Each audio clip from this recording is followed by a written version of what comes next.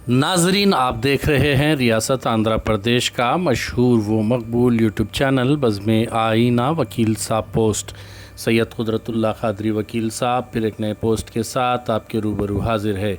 आज की अहम खबर यह है कि आज करनूल के ईडन गार्डन फंक्शन हॉल में आएँ, सेकुलरिज़म की हिफाजत करें और फ़िरक़ावारियत को शिकस्त दें के उन्वान पर एक अज़ीमुश्शान इजलास का इनेकाद अमल में लाया गया।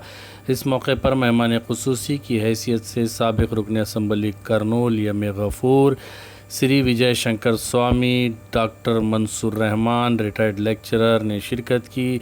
इस मौके पर सेकुलरिज़म की हिफाजत पर तफसीली बातचीत की गई।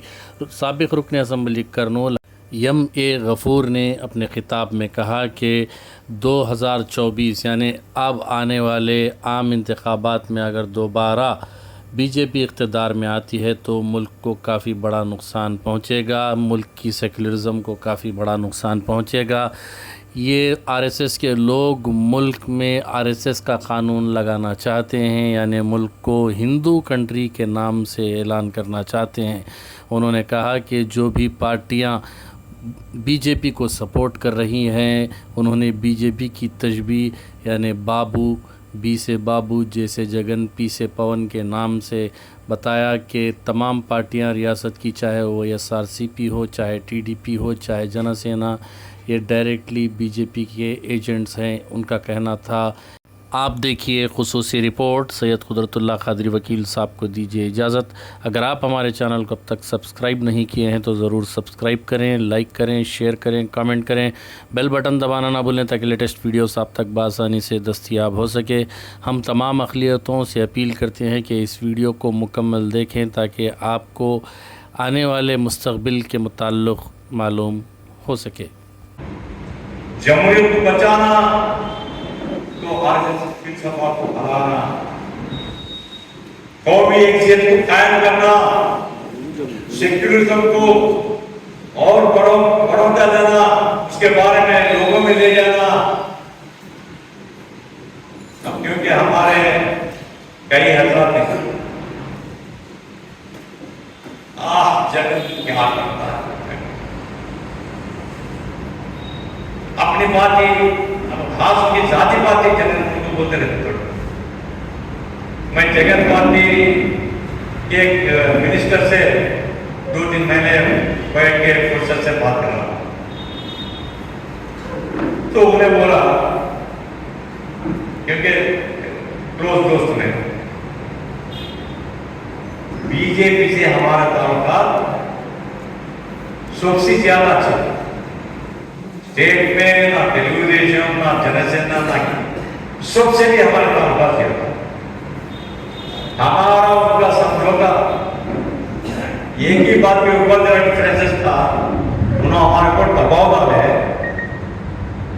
प्रेजर करे हमको एनडीए में ज्वाइन होना होते, हमें मोदी को समझा सके कि हमें एनडीए में अगर ज्वाइन होते हैं तो हमारी दुनिया, हमारा वोट बैंक जो है मुसलमान और क्रिश्चियन से, हमें बीजेपी के साथ मिलके ही बोले तो मुसलमान दूर होती, क्रिश्चियंस दूर होती।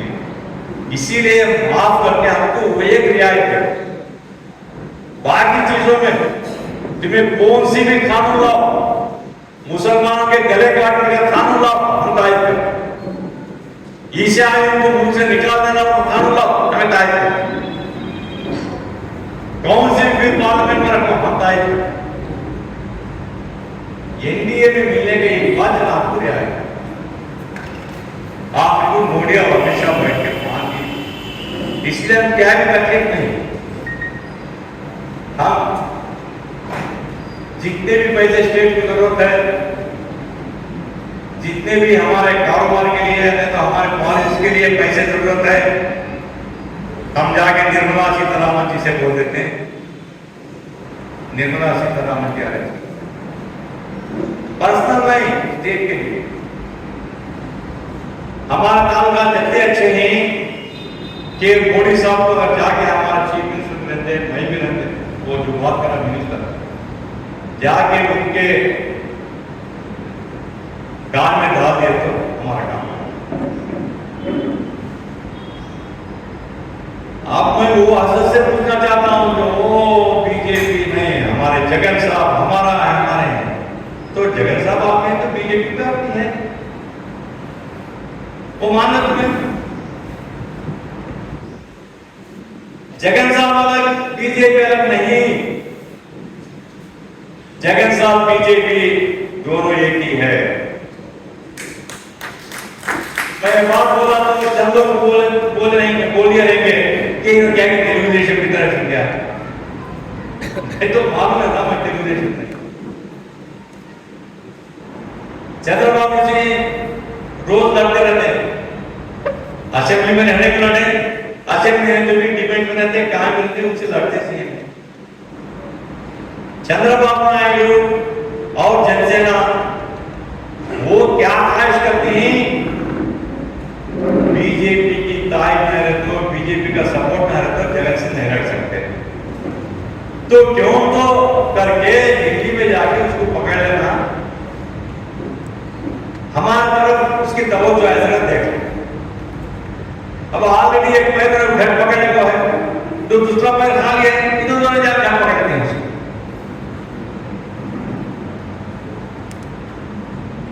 तो तेलुगु देशम हजरात जो भी रहते, जनसेना के हजरात जो भी रहते बीजेपी की मुखालिफ नहीं। सीए अमेंडमेंट, सिटीजनशिप अमेंडमेंट आया, एनआरसी वो लाने के लिए सीए का कानून जो आया तो जगन सपोर्ट कर रहा है, तेलुगु देशम चंद्रबाबू नायडू। जो भी कानून पार्लियामेंट में बीजेपी लाती है जगन मोहन रेड्डी सपोर्ट करता है, तेलुगु देशम सपोर्ट करती है, क्या फर्क है दोनों में? अगर बीजेपी को हराना चाहते हैं, मोदी को हराना चाहते हैं, दस्तूर को बरकरार रखना चाहते हैं, उसकी तहफुज़ करना चाहते हैं, तो मोदी के साथ साथ मोदी के जो पैर पकड़ते हैं वैसे कुत्तों को भी हराना, उनको सबक सिखाना, ये आज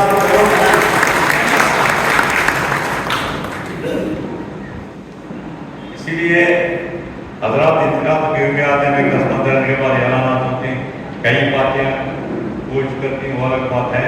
हमारे पार्टी से हटके मैं बात करता हूँ, पार्टियों से हटके सोचने की जरूरत है, दस्तूर है इनके तहफ़्फ़ुज़ करना। अब मुसलमानों के करना, हमारे हीरो स्टूडेंट के बच्चे, नौजवान बच्चे, वो अक्सरियत कैसी बोलती मैं अक़लियत और अक्सरियत का माना क्या है? अक्सरियत को ज़्यादा दे रहा है, अक़लियत को कम दे रहा है। हमारे बच्चों को थोड़ा दिमाग बुझाने वाले ही, भड़काने वाले ही। आज का माहौल, मुसलमान अलग होकर लड़की नहीं लड़ सकते, कोई मजहब ईसाई अलग होकर लड़की नहीं लड़ सकते। आज के खतरनाक हालात में जमहूरियत पसंद लोगों को, सेक्युलरिज्म पसंद लोगों को ये कॉन्स्टिट्यूशन बरकरार रहना, उनके सोचने वालों को पूरों को मिला रखे, जद्दोजहद करने की जरूरत है। इसीलिए मैं आपसे अदबन गुजारिश करता हूँ कि इंतखाबात के वक्त पे हम सोचने की जरूरत है कि मेरे नजरिए में आंध्र प्रदेश के हद तक बीजेपी और तो बाबू जगन को बीजेपी 12 वर्ष हो गए। मैं आजकल 370 की रख रहा हूँ, 370 सीटर तो मेरे नाम को गारंटी आया, और दूसरे पार्टियां की तरफ से अगर 30-40 सीटें आती हैं तो 400 पार होती है, पूरी सीटें कितने हैं? 542, तो 400 सीटें गारंटी हमारे ग्रुप में है। जितने दिन तक राज्यसभा में उनको मेजॉरिटी नहीं थी, लोकसभा में पिछला 2 इंतखाबात से उनको मेजॉरिटी है लोकसभा में, मगर राज्यसभा में मेजॉरिटी नहीं थी। ये बात मेजॉरिटी हासिल करेंगे तो पार्लियामेंट के लोकसभा राज्यसभा में अगर मेजॉरिटी है, 2/3 मेजॉरिटी अगर आती है दोनों के हिस्सों में, तो उनका मंशा क्या है तो जो दस्तूर हिंद के नाम से हम बोल रहे हैं constitution of India, constitution of India, उसको बदल देने का मकसद है। वो क्या चाहते हैं तो हमारे 80% आदमी हिंदू भाई, जहां मुसलमानों की मेजॉरिटी है, इस्लाम ममालिक जो है हमारा इस्लामिक कंट्री बोलते, हालांकि पाकिस्तान में इस्लामिक रिपब्लिक, तो हम हिंदू रिपब्लिक बनाते हैं क्योंकि ये मुल्क हमारा है। हमारा रहने की वजह से दोनों पार्लियामेंट के दो हिस्सों में, लोकसभा और राज्यसभा दोनों में हमको मेजॉरिटी मिलती है, तो हम कॉन्स्टिट्यूशन को बदल देके हिंदू रिपब्लिक को ऐलान करना चाहते हैं। खुलेआम में बोल रहे हैं, क्या राज की बात क्या है? तो एक मजहब का मुल्क, जब हिंदुस्तान आजाद हुआ, इससे पहले स्वामी जी बोले, इससे पहले हमारे लेक्चरर साहब बोले कि जंग आजादी में मुसलमान हिंदू अलग अलग नहीं, सब मिलकर नहीं, फांसिया की सजा जो दी गई है, मुसलमान भी फांसी की सजा नहीं, हिंदू भी फांसी की सजा नहीं। अशफाकुल्लाह का नाम बोले,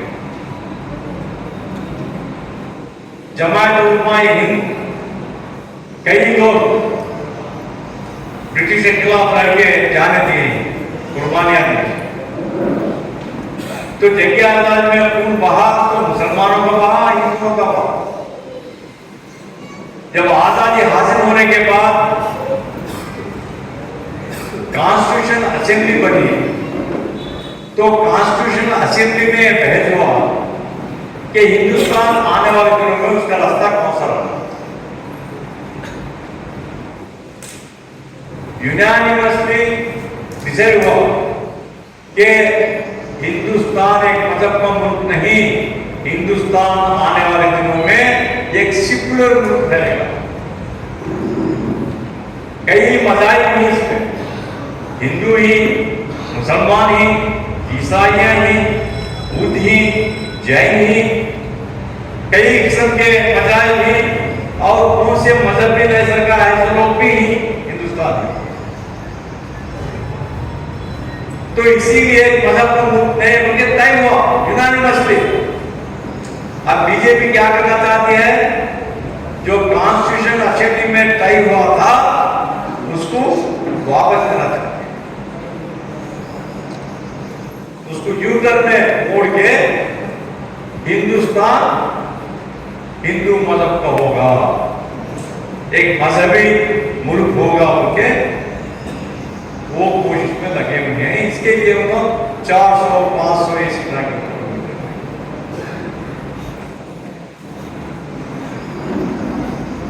सेक्युलरिज्म, कॉन्स्टिट्यूशन असेंबली क्या तय करी, एक मजहब का मुल्क नहीं है।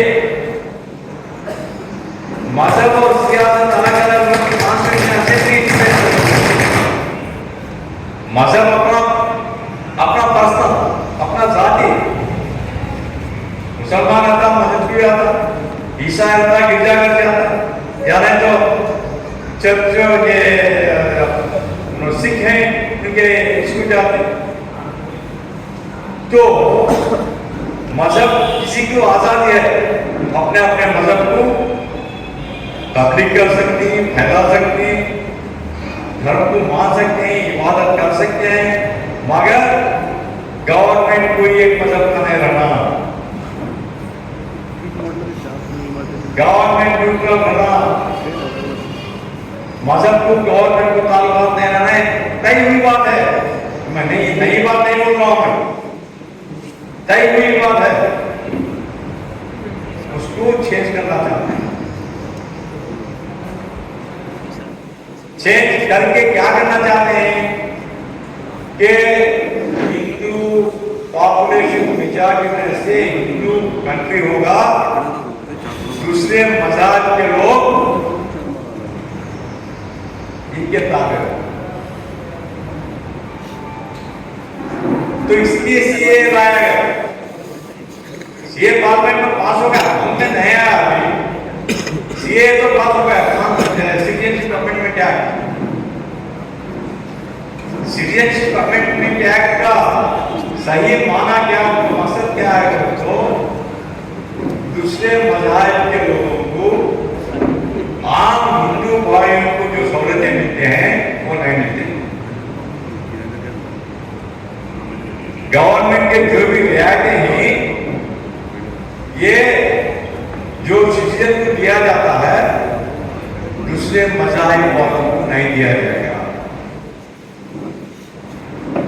अभी एक साजिश क्या है, तो वोटिंग राइट रद्द करना। अब बंगाल में अमल करने के लिए अमित शाह बार बार बोल रहा है एनआरसी निकाल के कलकत्ता में बांग्लादेश आए हुए लोग इनको बाजू हटा दें, असम में बाजू बने, तो इनको वोटिंग नहीं होता, वोट नहीं दे सकते। तो सेकेंड क्लास सिटीजन बनाना चाहते हैं। तो जंगे आजादी के बाद, जो कुर्बानियों के बाद मुल्क को एक जमहूरी गवर्नमेंट को हासिल कर लिए, एक अपना हमारा गवर्नमेंट बनाए और कॉन्स्टिट्यूशन असेंबली पूरे भारतीयों के साथ मुल्क में है। सो जो बड़े कॉन्स्टिट्यूशनल एक्सपर्ट्स हैं, एडवोकेट्स हैं, सियासतदान हैं, दानश्वर हैं, वैसे लोगों को पूरों को बिठा के कॉन्स्टिट्यूशन असेंबली बने, तो उसमें ये तय करके जो कॉन्स्टिट्यूशन आज तक अमल में है, हमको ये कॉन्स्टिट्यूशन को चेंज करना चाहते हैं। और एक बात क्या है, तो कभी भी रहते आरएसएस पार्लियामेंट्री डेमोक्रेसी को नहीं चाहते। तुम्हें आरएसएस का लिटरेचर अगर पढ़े तो आरएसएस क्या होगी, ये सब वेस्टर्न मॉडल है। तो दूसरे ममालिक में जो वेस्टर्न ममालिक हैं, ब्रिटेन हो, इटली हो, फ्रांस हो, जर्मनी हो, इनको देख के ये नमूना बनाए, ये हमको काम में आता। पार्लियामेंट्री डेमोक्रेसी, पार्लियामेंट के इंतखाबात चलाना, पार्लियामेंट मेंबर्स बनने के बाद उन्होंने बैठ के प्राइम मिनिस्टर मिनिस्ट्री को कायम करना, मेजॉरिटी जिसकी होती है उसकी गवर्नमेंट बनना, ये कानून में आता है। उन्होंने क्या चाहते हैं, प्रेसिडेंशियल फॉर्म ऑफ गवर्नमेंट, एक प्रेसिडेंट बनना, प्रेसिडेंट मिनिस्ट्री को बनाना, प्रेसिडेंट ऑर्डर देता, प्रेसिडेंट जो चाह वो है, और उसको पूछने वाला नहीं। वो जब तय करता है, वो एक सिनेमा डाला गया ना माटे शासन, मैं बात बोली वही काम, एक पिक्चर में डाला वैसा नरेंद्र मोदी साहब प्रेसिडेंट बनने, प्रेसिडेंट जो बोला वही कानून है। अभी उसको एक कानून बनाना, पार्लियामेंट में रखना, बहस करना, वोटिंग लेना, इसकी जरूरत नहीं। तो खतरा क्या है मुल्क के लिए? सिर्फ मुसलमानों के लिए नहीं, मुल्क के लिए है।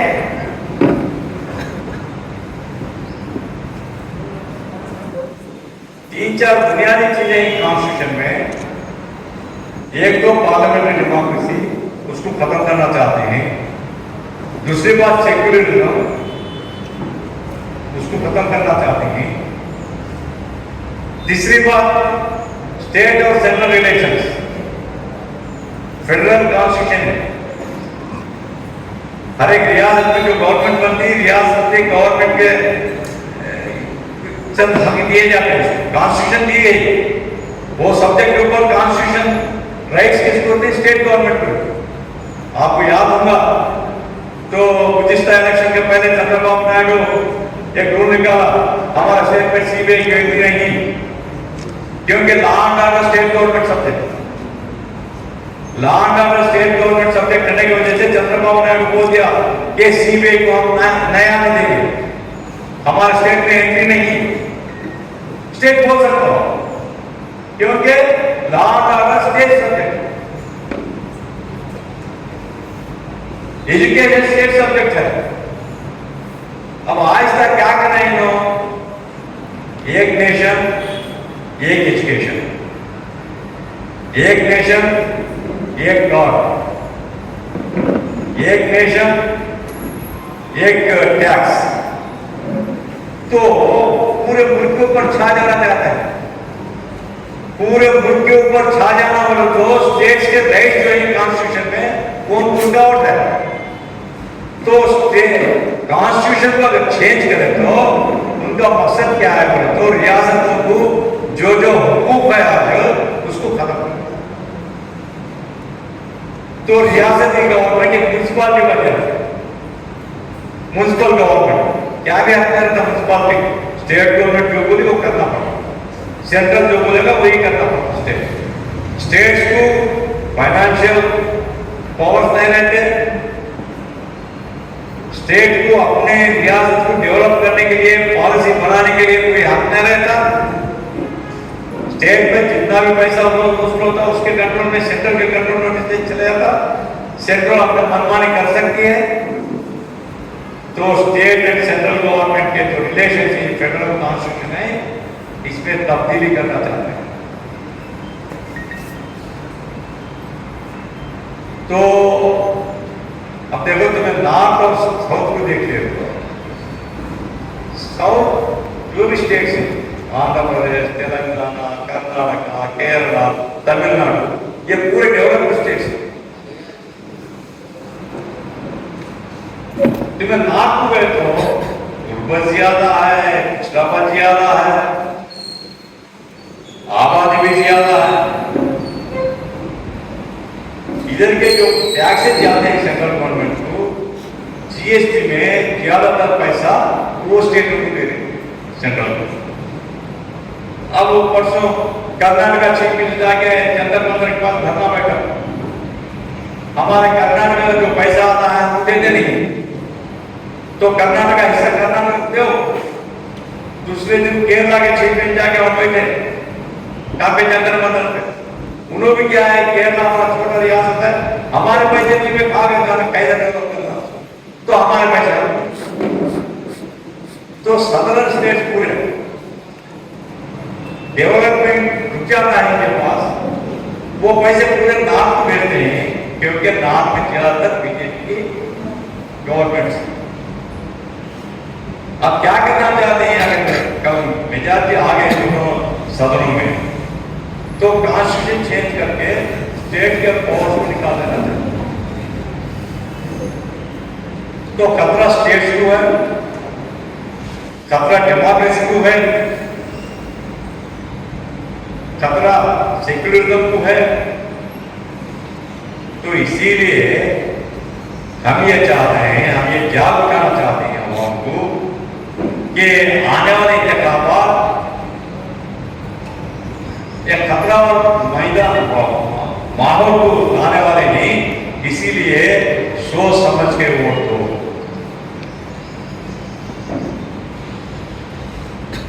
मोदी ज्यादा ज्यादा उसकी अहमियत नहीं, मगर जो फिलसफा है आरएसएस का, ये फिलसफा एक बार अगर ये जो मिशनरी है, जजेस हो, ब्यूरोक्रेट्स हो, आर्मी हो, ये सब हिस्सों में उनका फिलसफा अगर घुस गया तो एक खतरा बहुत देर तक देखो। परसों ज्ञानवापी मस्जिद, बाबरी मस्जिद शहीद होने के बाद जब कांग्रेस गवर्नमेंट थी, एक कानून लाए पार्लियामेंट में, आने वाले दिनों में कहीं भी रहते मस्जिद मंदिर का मसला नहीं उठना, जो है वो है। फिर उसको चेंज करने के लिए कोई डिमांड नहीं करना, कोई गवर्नमेंट को सपोर्ट नहीं करना। अब काशी का मसला क्या हो रहा है, ऊपर नमाज चलती रहती है, नीचे ग्राउंड फ्लोर में जाके हम पूजा पाठ कर रहे हैं। ये जज एक जजमेंट है, वो जज इधर हो जज उसको पोजीशन देता है जो के पहले बाद में मजे का जो फैसला दिया मैंने कहा है राज्यसभा में। अब ये गजत यहाँ हमारे गवर्नर बन के बैठे जो जजेस जजमेंट देते हैं, ये जजेस को उनके रिटायरमेंट के बाद पोजीशन मिलते हैं। तो कॉन्स्टिट्यूशनल अथॉरिटी जो जुडिशियल इंडिपेंडेंट है ना, अब इंडिपेंडेंट नहीं डिपेंडेंट हो गए हैं।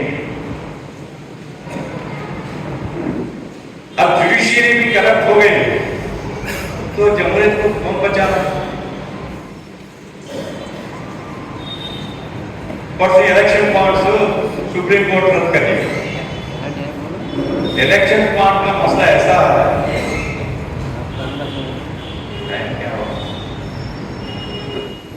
इलेक्शन बॉन्ड्स का मसला ऐसा है,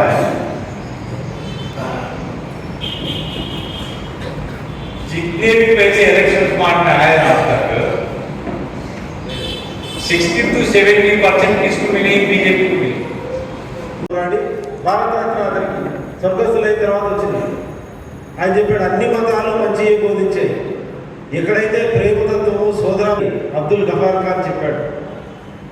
ఆసియా ఖండంలో మత విద్వేషాలతో ఈ మధ్య కాలంలోనే ఒక 100 సంవత్సరాల చరిత్ర తీస్తే 10 లక్షల మంది బయట జరిగారు. మత ఘర్షణలో అధికారిక రికార్డు 10 లక్షల మంది బయట జరిగారు. అంటే దీనికి కారణం మతమా? మతోన్మాదమా? మతోన్మాదమే. కనుక ఆసియా ఖండంలో ముఖ్యంగా భారతదేశంలో ప్రస్తుతం ఒక ప్రమాదకరమైనటువంటి ఒక వాతావరణం కనిపిస్తుంది. ఈరోజు సోషల్ మీడియాలో ఎక్కడ చూసినా మత విద్వేషము భావాజాలం కనిపిస్తుంది. వాటికి క్రైజ్ కూడా ఏర్పడింది విపరీతంగా. దానికి లక్షలు, 5 లక్షలు, 10 లక్షలు విస్తృతంగా కూడా. కనుక ఈ మత విద్వేష భావజాలం నుంచి మతం నుంచి మతోన్మాదాన్ని వేరు చేయాలి. మతోన్మాద సంస్థలను వేరు గెలిపిదికి రాకుండా ఆ సంస్థలను బహిష్కరించాలి పూర్తిగా. ఏవో మతోన్మాదాన్ని ఏవి ప్రచారం చేస్తున్నాయో అవి హిందూ మతం పేరు చెప్పుకునే సంస్థలైనా, ముస్లిం పేరు చెప్పుకునే సంస్థలైనా, క్రైస్తవమైన, సిక్ అయినా, బౌద్ధమైన, జైనైనా పరమతాలను దూషించడమే పనిగా మత విద్వేషాలు రెచ్చగొట్టే సంస్థలుగా ఈ సంస్థ మత విద్వేషాలు రెచ్చగొడుతుందని ఇటువంటి సంస్థలను మతోన్మాద సంస్థలుగా ప్రకటించి బహిష్కరించాల్సినటువంటి అవసరం ఈరోజు సమాజంలో ఎంతైనా ఉంది. ఏ దేశానికైనా మూలం ఏముంటుంది? ఆ దేశం క్లిష్ట పరిస్థితుల్లో ఉన్నప్పుడు ఎవరైతే పోరాడి ఆ దేశం స్వాభిమానం నిలబెడతారో వాళ్ళే నిజమైనటువంటి వారసులు. एक दूसरे से मोहब्बत करना, एक दूसरे के मसाइल के ताल्लुक से गौर फिक्र करना, इस तरह के मुख्तलिफ मीटिंग कम अज कम महीने में या 3 महीने में एक मरतबा आपस में बैठ कर के मसाइल के ऊपर गौर फरोज करना और मसाइल को हल करने की कोशिश करना, ये हम सब की जिम्मेदारी है। हम जहाँ कहीं रहते हैं, हमारे दरमियान में जो लोगों से हमारा ताल्लुक है उनसे गुफ्तगू करना, उनके मसाइल जानना और इन मसाइल के हल के लिए मुख्तलिफ ज़राए जो भी हैं उसको इख्तियार करना हमारी जिम्मेदारी है।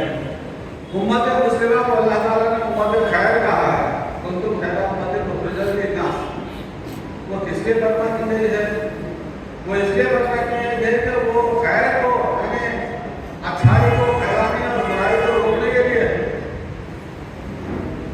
और हमारा को क्या इल्जाम है? हमारे इल्जाम है कि हम टेररिस्ट हैं। मुसलमानों को न सिर्फ लेके स्कूल के अंदर बल्कि बेरूनी ममालिक में भी मुसलमानों को टेररिस्ट कहा जाता है।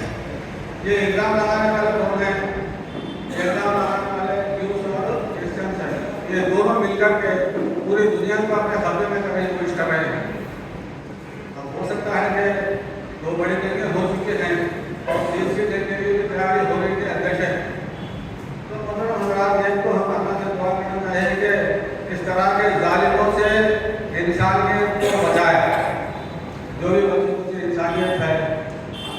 लाखों के तादाद, करोड़ों के तादाद पहले वो दूसरी जगह में देना खत्म हो गया। अब फिर तीसरी जगह में तो कितने जाते नहीं मांग। तो अब तो पहले के बनिस्बत न्यूक्लियर बॉम्ब्स की तैयारी बहुत हो चुके हैं। बड़े बड़े बॉम्ब्स जो है ना तैयार करके रखे हैं, तो इस मुल्क को ही नहीं बल्कि दुनिया को खत्म कर देता है। वह जगन्मोहन ये दो पक्ष में बताए गए उनके राष्ट्रपति की कैबिनेट ऐलान करेंगे। वैसे नौबत आंध्र प्रदेश में बड़े पूछे वो मौका था कि आंध्र प्रदेश में स्पेशल स्टेटस आपसे दिए तो उनको सपोर्ट करते नहीं तो सपोर्ट करने की जरूरत है। मतलब गारंटी हुकूमत आंध्र प्रदेश के लिए उनको को देने के लिए मौका वही भी मणिपुर में जो हर साल चले कुछ पूरे हम क्रिश्चियनों को खत्म करने के लिए कोशिश करें उसके खिलाफ पार्लियामेंट में नो मोशन का ये रखे तो उसके सपोर्ट में है कि सियासतदान वोट दिए कौन क्रिश्चियंस एक जवान बोल रहा कि मैं ये देश को पाकिस्तान से चाइना से और दूसरे मुल्कों से बचाने के लिए कोशिश कर रहा हूँ, मगर हिंदुस्तान में जो फिरका ताकत के हाथों में से बीवी को मैं बचा सके नहीं ये हिंदुस्तान में के जान कुर्बानी करके तैयार होकर बाद में बैठा सो ना जवान अपने बीवी को खो दिया है। वैसी नौबत है हिंदुस्तान में। उसके 2024 में अगर फिरका पकड़ स्थापना को फिर हुकूमत में आने के लिए रास्ता क्लियर करने के लिए हम कोशिश करें। उसके सिलसिले में जनवरी 22 तारीख को राम मंदिर का उद्घाटन किए। हर घर में आके पब्लिक को हैरान करें, मोदी को सपोर्ट करो, राम को बचाओ बोल के वहाँ पर लेके गए।